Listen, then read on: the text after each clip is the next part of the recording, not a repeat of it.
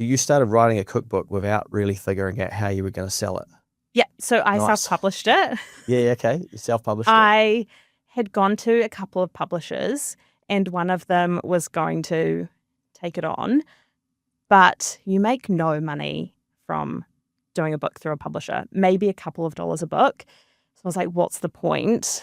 I can do it myself. So what I did was I just got some of my favorite baking books that are from New Zealand, and they always have, who did the design, where they got it printed, and who, so all of that information in the back of cookbooks.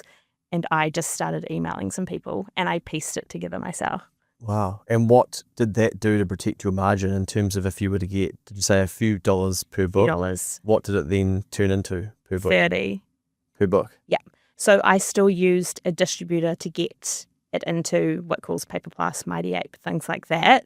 And then so they take a cut, 30% after GST. So it's still better than going with a publisher. Far out. Well done. I think it was 30%, something like that. So if I walk into Whitcoulls to buy this amazing book, I might be paying $40-ish, or what sort of price are we looking at? Yeah, $45.50. Okay, nice. So then GST is included in that, and then they're going to take 30%, because people don't understand this. I think they just think people have a book, oh, they must be rich, they must be famous. Yeah. But, so they take their cut, but then So the distributor handles their cut. I see. So they take their money first, and then they send it off. So is then a lot of the cost in...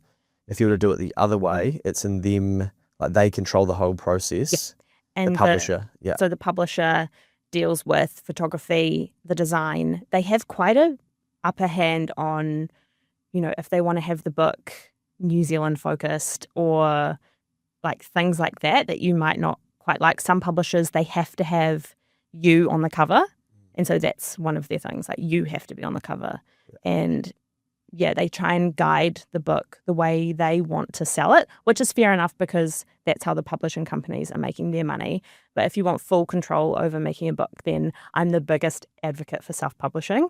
I will meet people in the food industry and I'm like, why are you using a publisher? You should self-publish. And I feel like that's all I'm doing at the moment. It's just peddling self-publishing. I was like, I'll help you. I'll give you all the details I know and you just do it on your own. You've become a self-publisher consultant. You can probably charge for that. But see, again, with social media, you don't need to use a publisher because back in the day, when there was no social media, you needed to know the right people and then they needed to have their contacts to get your book in front of people and into bookstores.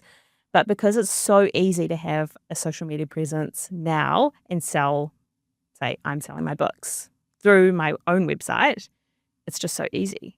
So how many of these books do you then order?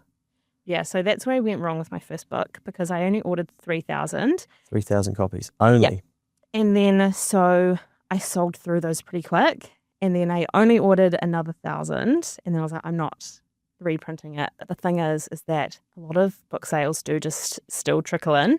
I thought it was going to be a bit old news, being a book that's a couple of years old now.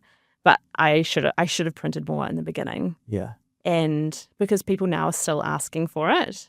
Wow. So, and that 4,000 sold to people who follow you on social media? Yeah. Yeah. Without it, oh my God, I don't even want to think without it. I probably would have sold 500, maybe 1,000 through the stores. But it actually makes me feel sick thinking about it. Yeah. But that was the biggest kick to get onto social media.